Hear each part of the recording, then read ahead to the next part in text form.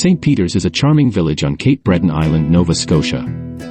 It is nestled between St Peters Bay on the Atlantic coast and the serene Bras d'Or Lake.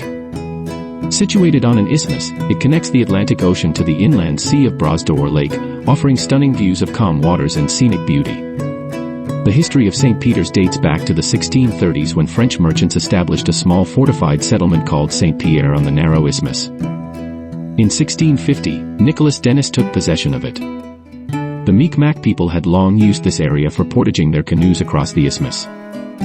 In the 19th century, St. Peters Village emerged, using the old Hullover Road for ship transport across the isthmus. The St. Peters Canal, completed in 1879, replaced the old portage road.